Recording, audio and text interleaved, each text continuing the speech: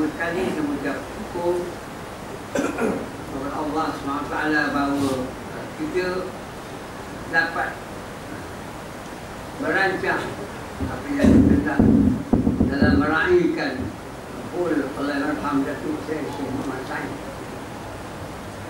Dan terima kasih kepada anak-anak buah saya dan terima kasih kepada semua sahabat, semua ikhwan yang telah bersama kita. Dan kita telah renung pada 1997 dengan masa hari ini. Kita renung men Ajakan Amelia 25 sampai sekarang. Kita nampak beberapa perubahan sedang berlaku. Dasar Sufi Islam telah membuat keputusan. Ikhwan, saya tak bagi cerita banyak. Ikhwan kena memahami dan jangan ada cakap-cakap yang tidak faham. Saya sebenarnya diam saja. Kerana kita telah melantik Dasar Sufi. Dasar Sufi telah berjaya memilih 8 tarikat. Kalau ada tarikat yang ditolak, maknanya bukan kesalahan dia. Kerana pakar-pakar yang dipilih untuk bersama. Dah berapa tahun? 5 tahun dah. 5 tarikat. 8 tarikat dahulu. Sekarang yang 2 tarikat dalam pertimbangan. Kena ikut peraturan peraturan. Ikhwan jangan emosi dengan apa semua. Lebih-lebih lagi kita kembali kepada Syekh Mat Said. Perjalanan Syekh Mat Said 1910-19. Kita berada abad bersatu. Di depan saya sekarang ni semua anak-anak belum muda semua. Tuan-tuan yang kecil hati.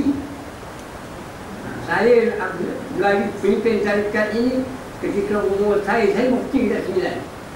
Pengalaman saya, tuan-tuan tengok saya okey. Anak muda-muda saya tengok semua takut ni. Berjumpa tak salah boleh leput, jangan goyang-goyang. Dia macam tu. Sebenarnya saya bersama dengan anak abang cakap mesti tak. Angkuh dia. Dia mau fikir sikit jadi faham pun tak faham aku ni. Tapi kita sudah menyediakan, kita akan langkau abad satu. Mesti kita menang.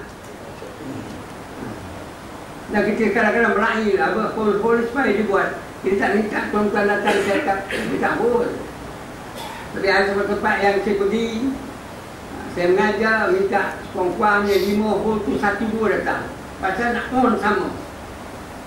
On tu sama. Bila saya kata dulu di Ablah Sidang, maknanya tak on tak sama. Meja Ablah Sidang okey, tapi sekiranya yang saya mengajar ni tak datang. Bila tak datang, dia tak on. Sini pun datang, semua datang. Saya pula pergi di beban dia. Bukan tidak mungkin, tapi Allah Ta'ala. Kita ambil ni, saya ambil ni. Tuan-tuan jangan sebut pakcik, jangan sebut siapa-siapa. Pakcik rasa guru saya.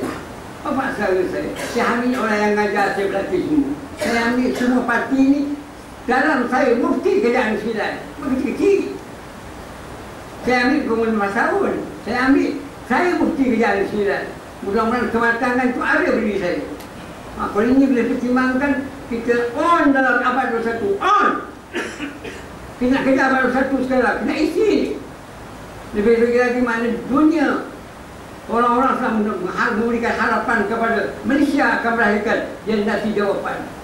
Kita kena tolong generasi harapan dengan wazkurullaha katsiran la'allakum tuflihun. Jika ini yang telah hancurkan semua rintangan-rintangan selama 5 abad. Dan ini kita mesti perkuatkan dan mesti mematangkan dia. Ini perlu kerja besar, kerja berat. Kadang-kadang saya terkejar sana, terkejar sini. Orang cakap-cakap saya dengar je lah.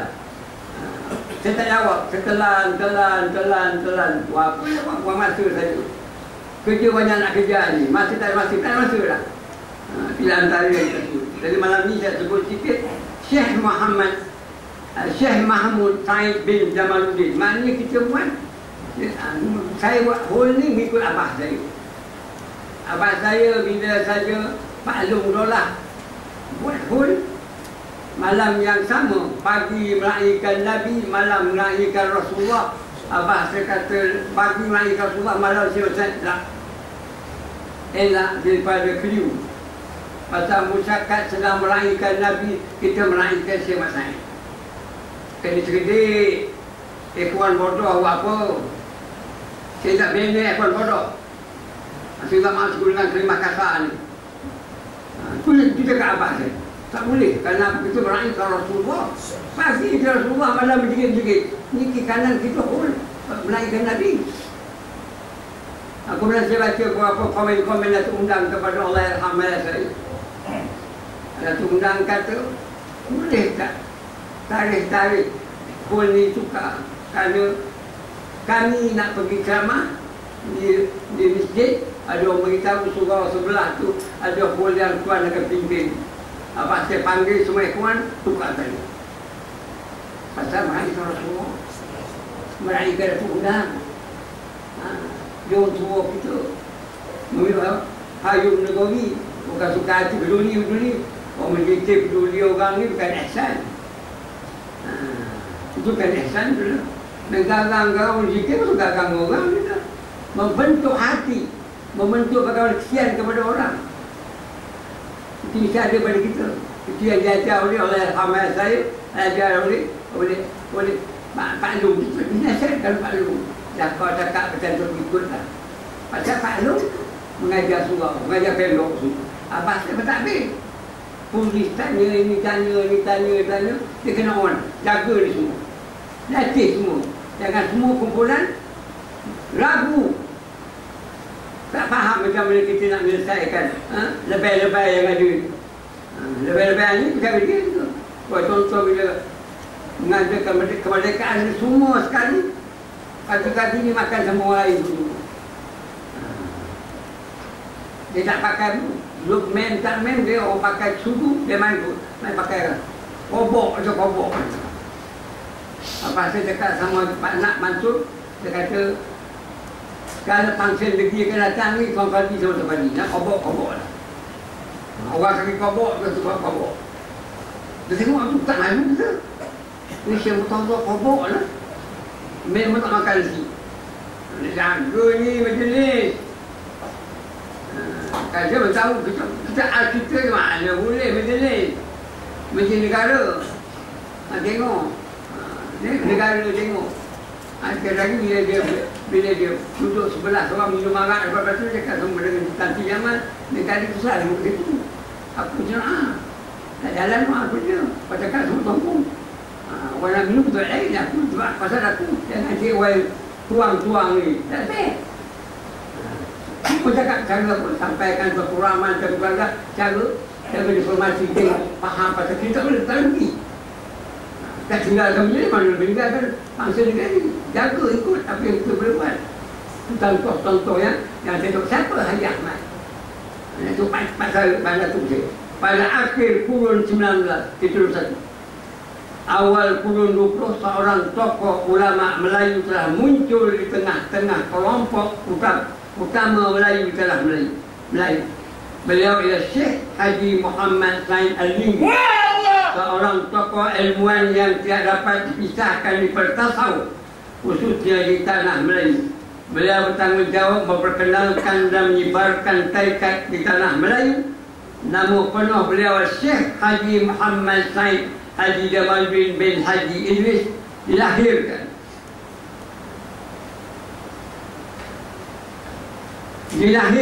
pada hari Sabtu 3 atau 4 Rabi' Awal 4 Sya'ban 1292 Hijrah bersamaan 1870 Masih di sebuah kampung bernama Syed Ali di Mekah.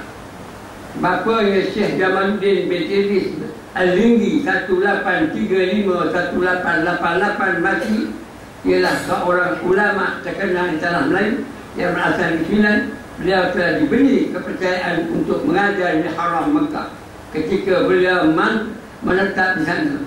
Bapanya merupakan seorang yang berhemat tinggi dan turun sehingga meninggal dunia pada tahun 130 Hijrah.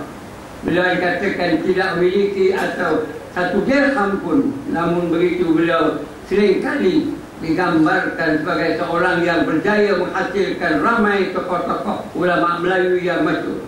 Nenek di sebelah bapanya Hajah Rahimah binti Khatib Musa bin Awaluddin bin bin Amaluddin Awaluddin, Datuk Awal bin Fakih, Daing Muhammad Malik ialah seorang wanita yang terkenal dengan keilmuannya. Beliau dikatakan berketurunan campuran Minangkabau Bugis.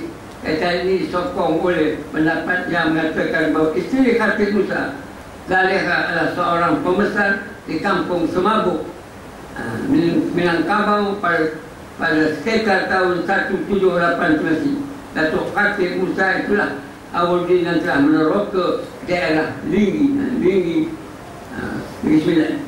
Ibu Hajah Haji Muhammad Saidillah Sofia juga datang daripada keluarga ulama besar berasal di Petani, Selatan Thailand. Beliau seorang guru Al-Quran semasa berada di Mekah dan di Petani. Beliau telah berjaya melahirkan ramai qari dan qariah sebelum meninggal dunia pada 12 Rabiul Awal tahun 1035 Hijrah. Ketika beliau mencapai umur 80 tahun, manakala umur 20 tahun meninggal, meninggal. Manakala Datuk sebelah ibu ialah Haji Muhammad Saleh Al-Fatani, seorang guru pondok yang terkenal pada zamannya. Beliau berkahwin dengan Hajah Maryam yang turut terkenal dengan kewarakannya. Bapa Hajah Maryam Syekh Abdul Rashid Al-Fatani juga seorang tokoh ulama yang masyhur. Apa yang dapat sampulkan sini, Haji Muhammad Tinggi sebenarnya lahir pada kalangan keluarga alim ulama. Mengaji. Proses masa mengaji. Dia jamat mengaji, anak murid tak yang mengaji. Dokong tarikat 20 tahun 81. Roncak hari dunia mana? Nak baca apa? Mula mengepek dalam pasal situ. Tengah-tengah bercakap mana Nabi akhir zaman boleh hadir lagi. Allah boleh kun payakun tu tak baca tauhid tu. Tauhid ada 25 sifat. 20 sifat. Dan ada sifat ilmu. Ilmu Allah macam mana? Kelang kabut tak mengaji. Jurat Nabi supaya ni, jurat Nabi beri. Kita tahu betul. Kepahaman yang kita sedang habis-habis kena semua ni. Orang yang sunatkan surau ni mesti tahu. Mesti keluar daripada garisan dia. Terima kasih kepada Dr. Nuki dan nak keluar dari rinti. Tauhid 4 dari keluar. Sekarang 3, dari 4 akan keluar pula. Yang penting mengaji tak mengaji kan? Selalu mengaji. Saya mengajar dan minta siapa-siapa lagi yang mengajar. Orang heboh bahawa surau ni mana dulu Raja Ahmad seorang-seorang. Raja Ahmad siapa? Orang zaman ni siapa? Zaman sekarang saya siapa? Orang yang datang siapa? Cakap kita yang tanggung beban la ilaha illallah takut. Takut bahawa mana kita menyampaikan hadiah kepada apa sama-sama datang jabatan betul masa seperti bagi orang kecil itu semua. Tengok muka-muka orang Melayu kesian tu. Cakap Nabi berjam 1 jam setengah tu. Keluar mata saya baca. Masuk surga ke tidak orang ni? Siapa bertanggungjawab? Siapa? Cukup kita panggil bagi bantuan saja. Banyak benda lain yang kita tahu. Kita masuk. Kita kaya sekarang ni. Yang tinggal tak peduli, tak kena tengok.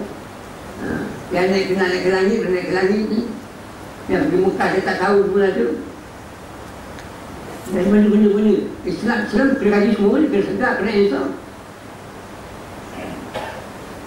Ketika beliau berusia 12 tahun, beliau akan dibawa oleh ibunya ke Petani.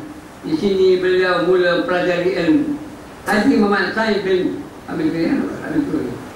Ketika beliau berusia 12 tahun, beliau telah dibawa oleh ibunya ke Petani. Di sini beliau mula mempelajari ilmu syarah, fiqh, usuluddin, tasawuf, nahwu dan sebagainya. Dalam tempoh 5 tahun, beliau banyak menghafal dan menelaah berbagai ilmu.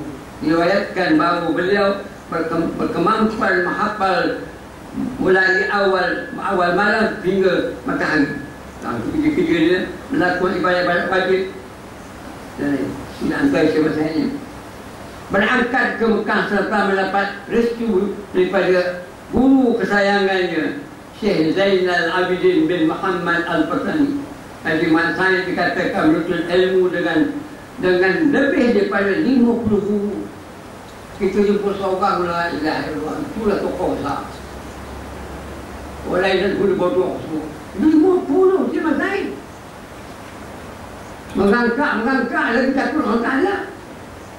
Kita nak ajar ikhwan ni, siapa Syekh Zaid? Kita tak sampai Zaid pun, ilmu yang dia belajar. Apa yang dia belajar? Kalau tak habis semua pun, kena mengaji. Mesti mengaji, kena ambil ilmu, kena. Kalau tidak, dengan zikir Rasulullah Zamiyah ni, bala betul itu. Sejak Muhammad turun habis turunnya ni tu. Dia on sekali dia masuk sini on tak? Dia letak. Tukar komedi lah. Dia masuk kat sini, dia tukar komedi lah. Jauh pandang dia. Sebab itu bila Datuk Sulaiman bagi tahu Turki kita buat amendment kontrak kat ASEAN kata. ASEAN. Dia letak macam tu. Kita sedang sediakan generasi muda selepas saya berdepan dengan ASEAN. Kajian akan tumpu kat kita sini. Dan mudah-mudahan yang ada rasa pengkaji kata kita ada 20 sebab kenapa kita beli pondok ini sebagai pengalasan. Dan ini kita mantapkan. Kita sedang mantapkan. Saya nak tidak. Kemantapan yang kita mampu lepas itu generasi. Kita yakin. Mudah-mudahan sama-sama kita bina ini penerusan. Semua daripada siapa yang mula bina surau ni ila yaumil qiyamah, semua ada saham kepada Allah. Kita minta saham itu kekal kepada semua yang telah mendokong kita. Ini antara contoh yang tidak bagi kurang dengan contoh bermalam ini. Syekh Muhammad Zaid lagi pulang ke Negeri Sembilan dan kemudian setelah berada di Mesir, setelah berada di Mesir selama 8 bulan, beliau telah kembali semula ke Mekah untuk mengajar orang ramai. Pada itulah beliau telah dipertemukan oleh Allah dengan Imam Ar-Rabbani Said Muhammad bin Ahmad Al-Dundawi.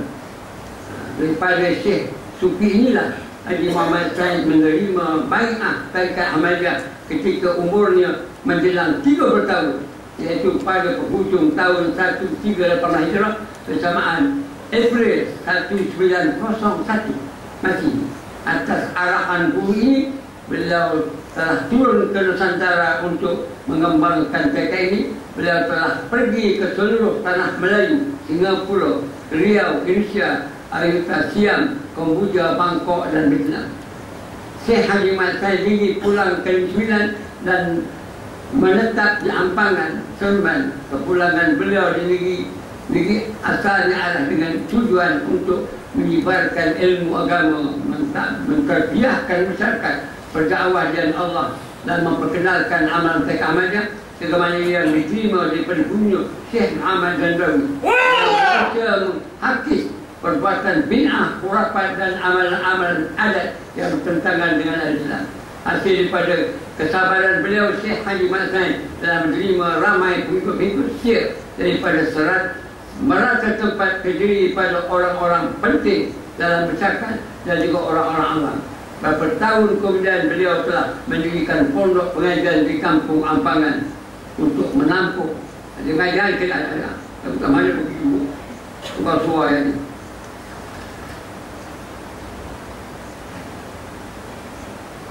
Pengajian murid-murid sebenarnya yang semakin ramai.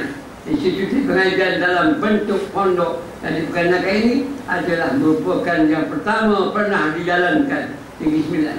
Pengajian pondok bila ini mendapat sambutan hangat bukan saja di masyarakat Negeri Sembilan, malah di Bayi. Setelah berjaya mengembangkan ilmu dan pengaruhnya di Sembilan, beliau telah menjelajah di Kelantan, Singapura, Petani, Ayutthaya dan Kompuja. Kemudian beliau kembali ke Sembilan dan meninggal dunia pada 1345 Hijrah. Bersamaan 1926 masih beliau dikatakan pernah berkahwin sebanyak 9 kali, meninggalkan 3 orang baru, 16 atau jumlah anak. Syekh Muhammad Zaid bukan saja meninggalkan ribuan murid yang menerima zakat, tapi juga sempat meninggalkan berapa buah kerja yang berguna untuk memahami perjalanan tarikat. Antaranya kira-kira ialah 100 bait syair dalam bahasa Arab yang menerangkan perjalanan tarikat tasawuf. Syarah Kanzul Al-Jawahir Al-Nuraniyah, beliau juga telah semua benda-benda tulis saya kaji. Saya kan tak jumpa apa tapi anak-anak dia boleh jumpa. Ada saya sepupu-sepupu bagi. Itu yang betul. Pak saya simpan, sepupu yang tak mengaji segar daripada orang ngaji. Dapatlah pahala. Saya pun dapat tulisan kecil masa ini pun dalam buku campak kat Ulu Pasir sana tu. Pak Tuan Amin kata serah saya buka jumpa rezeki saya tu. Tulis sultan. Masa semua dan punya. Dia mati bawa dia mati semua. Tak ada asal kesan-kesan. Jumpa benda. Macam kita pergi Mekah lah. Nak berkat pada semua kain-kain Makkah potong. Buat balik. Bila orang mati saja masuk dalam kubur. Curi. Kau main cerita kain Mekah, kain curi. Tak mengaji. Kan kita datang marah. Ambil jodoh bila dapat. Kerjaan buat berjuta-juta untuk raihkan Kaabah. Pegang puk. Dia motor tu. Lepas itu jual. Kita berbagi orang ni bagi mati. Oh bagus orang ni bagi kau mati dapat kain ni, pakai kain ni. Tanam dengan kain. Kaabah. Curi dia. Tak mengaji susah lah ni. Baca kuah-kuah dah cukup lah. Kalau bila sampai cuci kain potong simpan dalam. Bila tak mengaji mula karut marut timbul. Mana ambil ni? Orang bagi tu siapa ambil? Dekat Kaabah ni dah curi je. Saya pergi curi je Kaabah ni. Kaabah ni potong buat kubur. Mengangkut sepasal ni. Besok serban potong bagi potong masuk ke dalam kubur. Buat kajian balia betul. Kubur serban masuk dalam diri. Cukup lah tu si aja apa yang tak tolongnya baca kau baca lah. Tak rasa baca Ahmad kau potong. Kau potong kacik ni semua. Hero lah ni simpan tu. Orang kampung kata hero waktu dia lah. Saya kata bercuri. Aku cakap bercuri dia. Aku tak ada macam tu. Jadi Kaabah ni. Kita jangan nampak kerja yang muka-muka. Beliau juga telah mencetak surah Ahzab. Tarikat dinamakan Ahzab Orfanya. Kau nak bawa buku lagi. Kita mesti kaji macam mana nak diperkasakan semua. Diperkasakan untuk si Ahmad. Satu kita ada. Kita lonjak. Saya benar terjemah macam orang boleh Inggeris. Perancis. Itu yang kita boleh. Kita bantu pakcik daripada Itali dulu. Kita boleh kita bantu. Bawa jumpa saya, kau tak boleh jumpa saya. Orang terjemahkan, saya cakap lain, kalau saya terjemah, tak tahu lah. Di tepi azab itu, beliau telah menulis karya beliau itu Syarah Kanzul Al-Jawahir Al-Nuraniyah yang mengandungi kaedah dan cara beramal dengan kaedah. Kan cat semua ni, rojok tidak. Awak bukan tukis, bukan tukis. Nak jawab dengan tukis siapa? Nak jawab dengan ulama zaman siapa? Where you come from? What are you? Baca betul ni. Macam mana muncul datang daripada orang tak mengaji?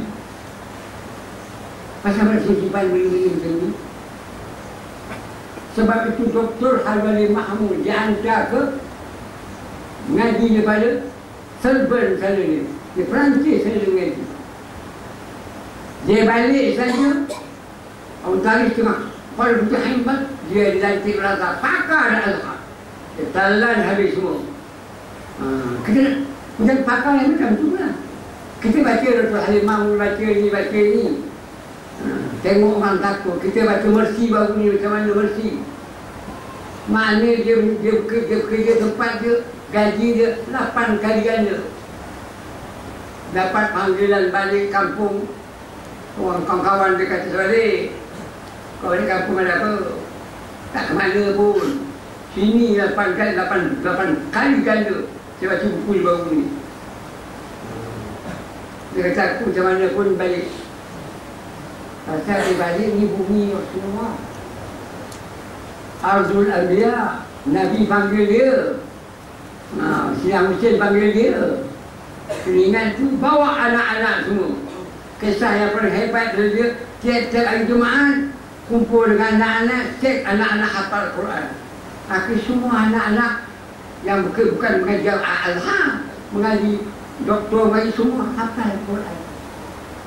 Nak asas yang paling besar yang dibina. Quran asas besar bina.